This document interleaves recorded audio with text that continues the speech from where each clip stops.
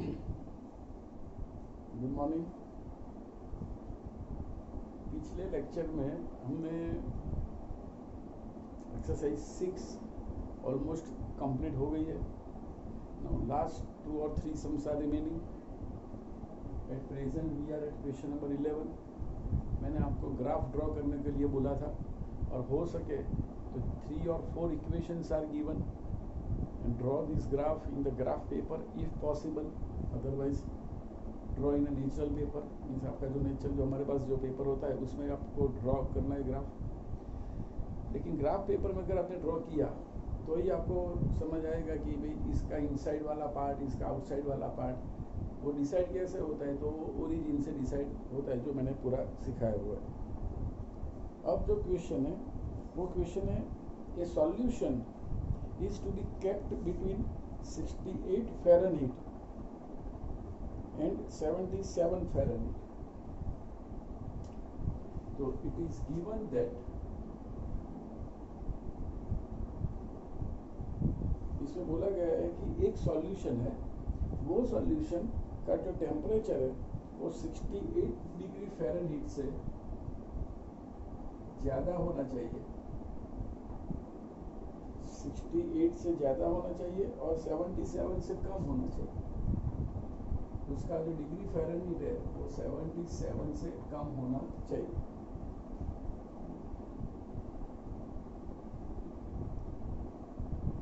Now C is a Celsius and F is a Fahrenheit and formula is given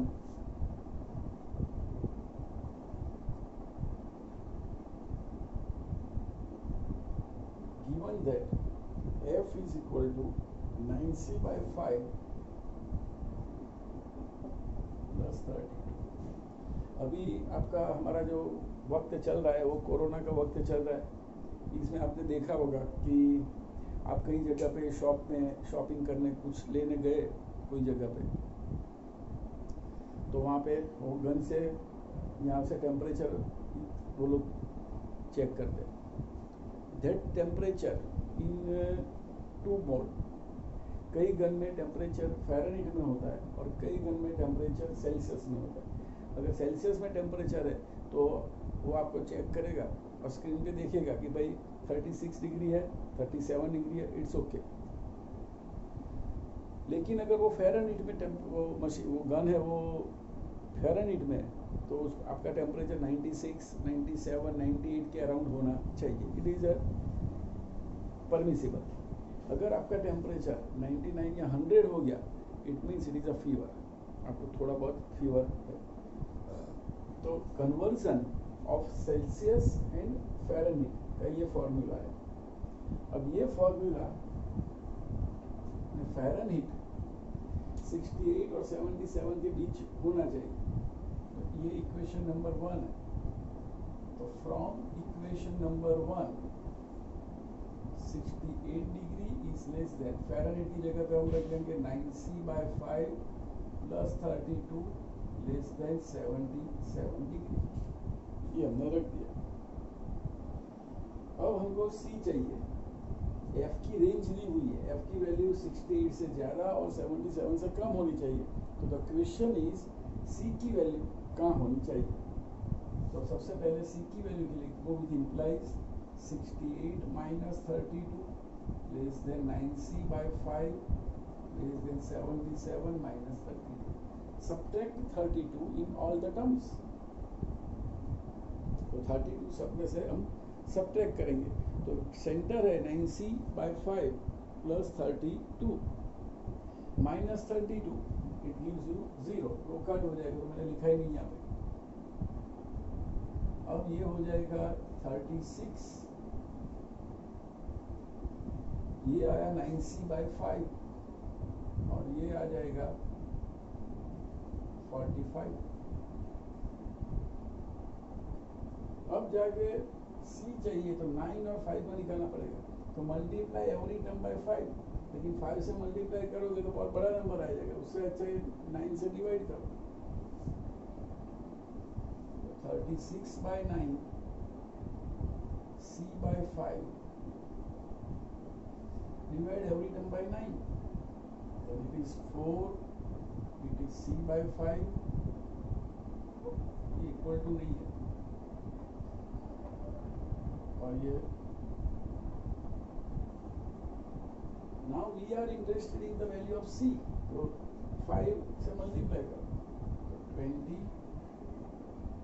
और 25, तो C की value 20 और 25 के बीच होनी चाहिए।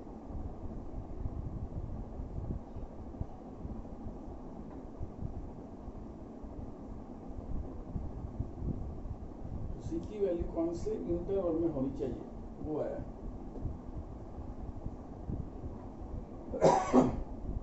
अब आगे question number 12, the solution of 8% boric acid is to be diluted by adding 2% boric acid solution.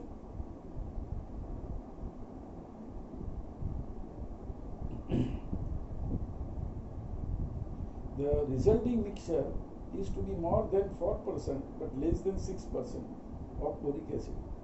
If we have 640 liter of 8% solution, how many liters of the 2% solution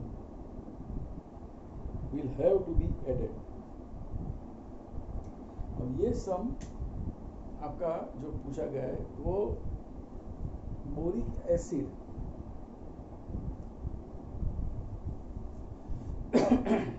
acid में acidic part कितना है, तो जितना percentage ज्यादा उतना acidic part ज्यादा। तो अब इसमें बोला गया है कि हमारे पास 640 इतने लीटर का बोरिक एसिड का सॉल्यूशन है। अब हमारे पास 640 लीटर का एक सॉल्यूशन है ये, और ये 8% उसकी इंटेंसिटी है। इसकी इंटेंसिटी का मतलब एसिडिक पार्ट। अब इसके अंदर हम 2% अगर हम ऐड करेंगे तो ये 8% का जो उसकी इंटेंसिटी है 8% की एसिडिक पार्ट, वो एसिडिक पार्ट कम हो जाएगा। ये कैसी चीज है कि अगर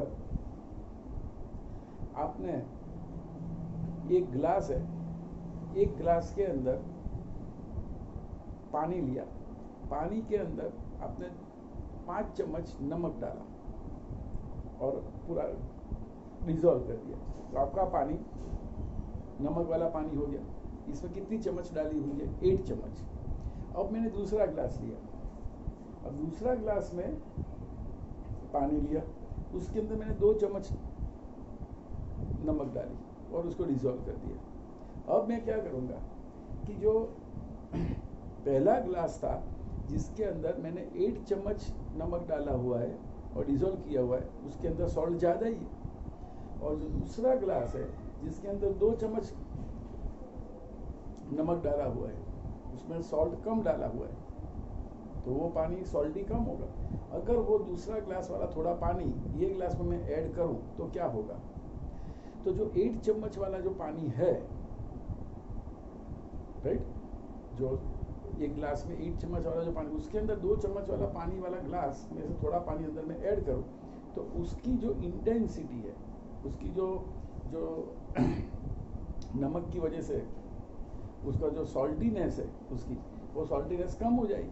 पहले 8% में बहुत वो सॉल्टी लगता था, अब थोड़ा पानी वो 2 चम्मच वाला पानी आ गया तो 8% में से उसकी मीन्स 8 चम्मच में से उसकी इंटेंसिटी 7 पर आ जाएगी।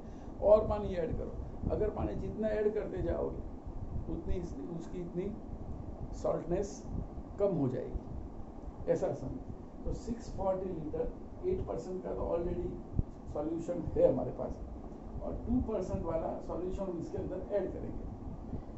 कितना सॉल्यूशन ऐड करेंगे, x लीटर, वो हमको नहीं पता, x लीटर इसमें ऐड करेंगे।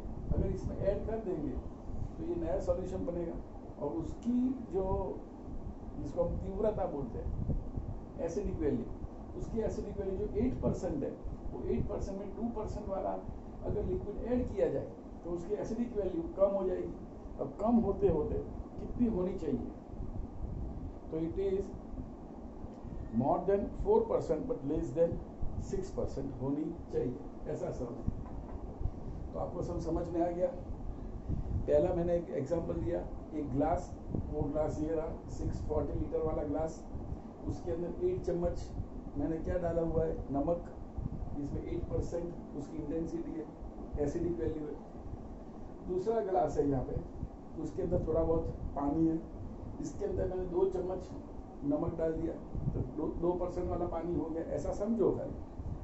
अब ये पानी मैं थोड़ा थोड़ा इसमें ऐड करूँगा, तो इससे ये जो 8% वाला पार्ट है उसके अंदर 2% वाला पार्ट ऐड होगा, तो ये 8% वाला पार्ट कम होता जाएगा। और ये कम होते होते कितना होना चाहिए, तो इट इज मोर देन 4% होना चाहिए एंड लेस देन 6% होगा। मीन्स ये उसकी जो एसिडिक वैल्यू है वो एसिडिक वैल्यू 4 और 6% के बीच होनी चाहिए। तो कितना पानी इसमें डाला जाए, ये क्वेश्चन। तो अब और इसके अंदर x लीटर होगा, तो ये 640 प्लस x हो जाएगा। जो ओरिजिनल ग्लास है वो ग्लास में वो बढ़ जाएगा। तो let the 2%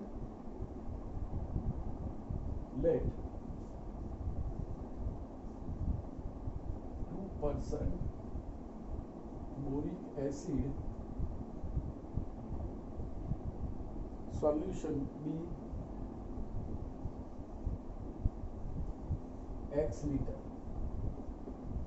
2% वाला जो बोरिक एसिड का सॉल्यूशन है वो x लीटर है। तो अब total mixture is equal to 640 plus x litre. Total mixture हो जाएगा 640 plus x litre. Now as पर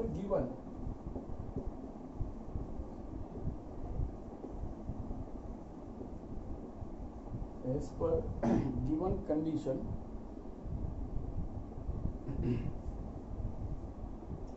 टू परसेंट ऑफ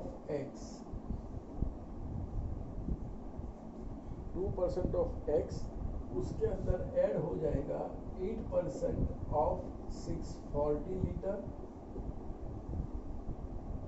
और वो अमाउंट ये 2% ऑफ एक्स 8% ऑफ 640, ये ग्लास था हमारे पास, इसके अंदर 2% ऑफ एक्स ऐड हुआ, तो ये जो वैल्यू है वो वैल्यू 8% ऑफ 6 लीटर, तो ये वैल्यू कितनी होनी चाहिए, जो नया बना वो 640 प्लस x लीटर बना, तो ये हो जाना चाहिए 4% ऑफ। ये जो मिक्सचर बना वो टोटल मिक्सचर का से 4% ज़्यादा होना चाहिए। अब उसका हम कैलकुलेशन करें तो 2% ऑफ x, चलो 2% ऑफ x का मतलब इट इज 2x बाय 100। आपको कुछ सोचना नहीं है, अगर परसेंटेज आया तो डिवाइड बाय 100, तो 2x बाय 100 प्लस 8x की हमें 640, तो 640 by 100 is greater than 640 plus x by 100। 4 into 640 plus x upon 100। अब एक काम करें, सबको 100 से मल्टीप्लाई कर दो, तो ये 100 ये 100 और ये 100 तो कट हो जाएगा, मल्टीप्लाई एवरी टर्म बाय 100। तो अब ये टर्म हो जाएगी 2x plus 1280 is greater then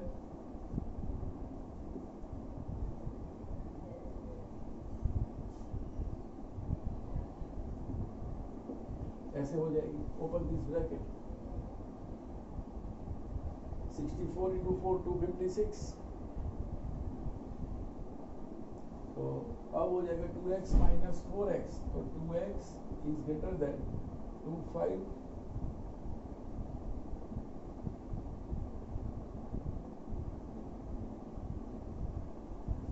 ये 1280 64 into 8,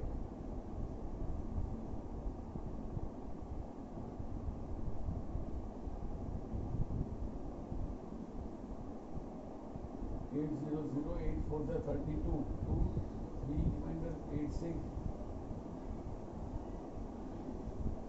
तो 2 2x is greater than 5120 minus 2560.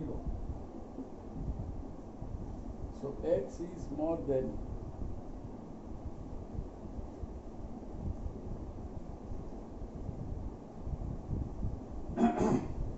minus 2x आएगा, minus 2x 2560 minus 5120. So minus 2x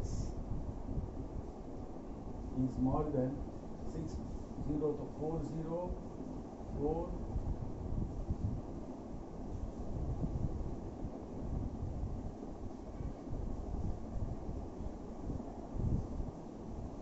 is 0.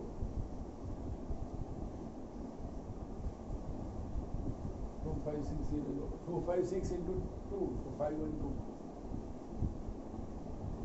तो नाउ मैंने आगे 6.1 में भी समझाया था कि if minus sign is there then remove minus sign both the sides. आप नहीं कर सकते. हाँ, आपको -1 से मल्टीप्लाई करना पड़ेगा. If you multiply by negative number और divide by negative number then inequality change.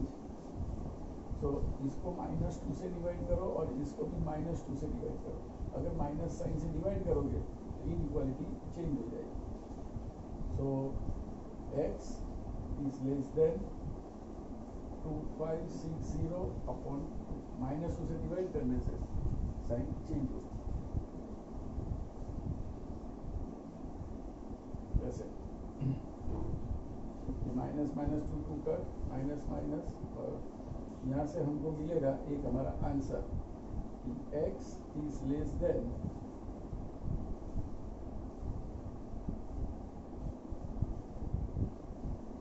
x की वैल्यू 1280. इसका मतलब जो पानी हम ये 2% वाला पानी हम जो ऐड करने वाले थे वो 1280 लीटर से कम होना चाहिए. Again as per given condition 2% of x plus 8% of 640 liter is less than 6% of 640 plus x liter. ये हमारा पहला ग्लास जिसमें 1 चम्मच नमक है. इसके अंदर 2 चम्मच नमक वाला पानी या बोरिक एसिड इसमें ऐड कर किया तो अब जो टोटल बना वो लिक्विड बना 640 प्लस x लीटर. राइट. तो ये जो बना तो ये लिक्विड ये टोटल लिक्विड का 6% से कम होना चाहिए. अब हम इसको सिंप्लीफाई करो as per same situation when your x is more than 320. ये आपको डू योर सेल्फ करना है.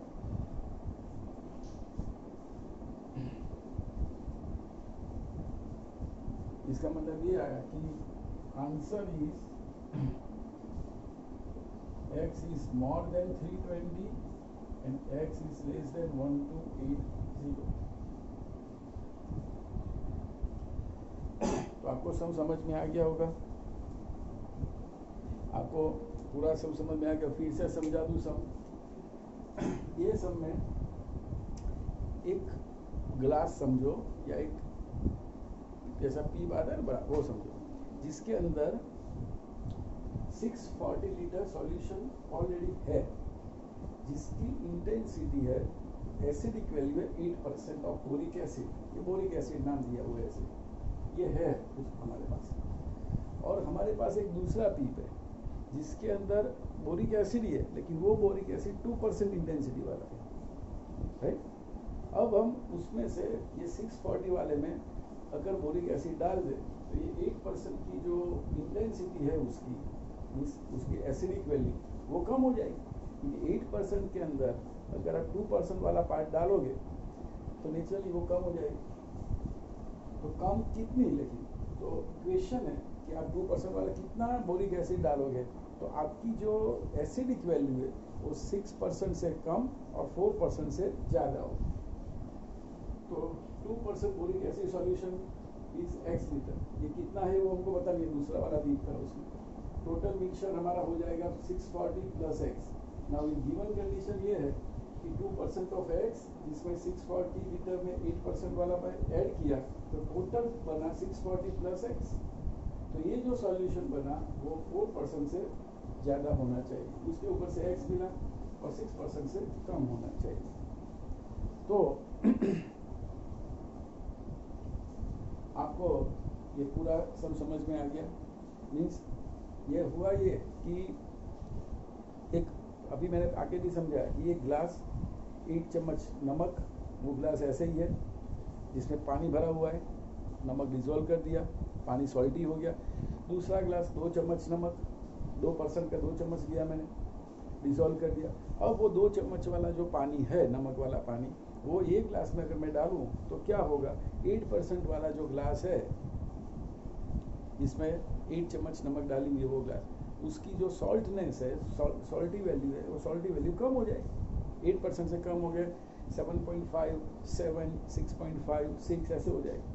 अब कितना हम वो पानी डालें, 2 चम्मच वाला पानी कितना डालें 2 चम्मच वाला पानी के, वो जो पहला ग्लास है उसकी सॉल्टनेस, सॉल्टी वैल्यू 6% और 4% के बीच आ जाए। ये क्वेश्चन है, देख लो।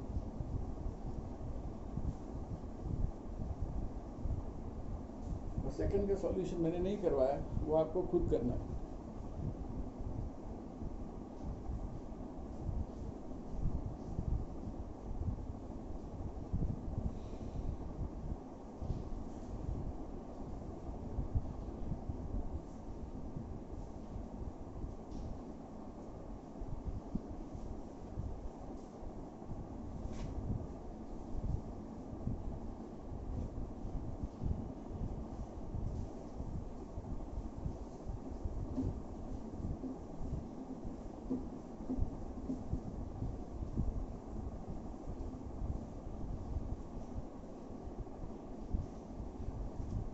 अब हम लेते हैं क्वेश्चन नंबर 14। 14 में IQ 80 और 140 के बीच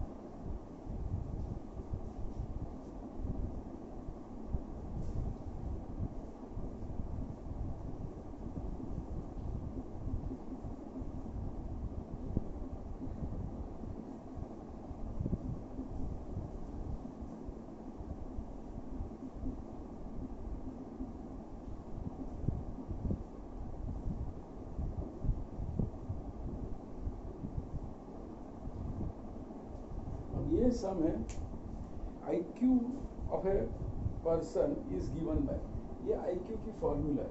MA का मतलब होता है मेंटल एज एंड CA का मतलब होता है क्रॉनिकल एज। तो mental age divided by chronicle age into 100 gives you IQ। IQ आपका अगर ज़्यादा है तो उसके लिए मेंटल एज ज़्यादा होनी चाहिए और क्रॉनिकल एज कम होनी चाहिए। क्रॉनिकल एज का मतलब बॉडी की एज, बॉडी की एज कम हो, जिसकी उम्र छोटी हो और उसकी मेंटल एबिलिटी ज़्यादा हो, इट इज़ मेंटल एज, तो उसका IQ ज़्यादा माना जाता है। 15 साल का हमने देखा है अभी कि भाई एक लड़की थी या लड़का था, पता नहीं, लेकिन बहुत कम उम्र में IAS हो गया, तो उसकी क्रॉनिकल एज कम है और मेंटल एज ज़्यादा है तो उसका IQ ज़्यादा है। तो IQ की ये फॉर्मूला है। अब एक पर्सन है जिसकी एज 12 ईयर्स है, तो उसकी मेंटल एज कितनी होनी चाहिए। IQ की ये फॉर्मूला दी हुई है, it is given in the question, don't worry. अब एक बंदा है, एक लड़का है, उसकी क्रॉनिकल एज का मतलब उसकी बॉडी की एज है 12 ईयर्स, तो उसकी मेंटल एज कितनी होनी चाहिए कि उसका IQ more than 80% and less than 140% हो जाए। फोन 40% IQ में काउंट किया जाता है। बस आपको कुछ करना ही नहीं है, IQ का जगह पे आपको ये फॉर्मूला भी दी हुई है गिवन, ये कंडीशन भी दी हुई है, ये फॉर्मूला दी हुई है, IQ की जगह पे आपको ये फॉर्मूला लगा दी हुई है। बाद में क्रॉनिकल एज 12 इयर्स, तो यहाँ पे 12 रखना है, multiply every term by 12 and divide every term by 100, तो उसकी mental as should be greater than or equal to 9.6 years. Mental age is greater than or equal to 9.6 years and less than or equal to 16.8 years.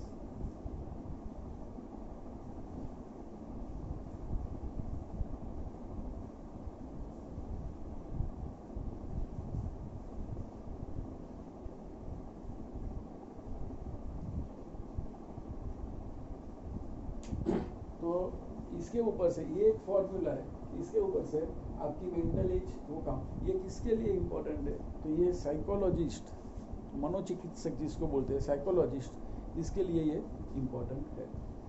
तो और question number 13 is same as like this boric acid है, आपको खुद try करना है। अगर if you find some problem तो वो सम लिख के मेरे को व्हाट्सएप करना। तो हमारा चैप्टर नंबर 6 अब ओवर हो गया, राइट। अब हम जल्दी से नए चैप्टर स्टार्ट करेंगे, देख लो।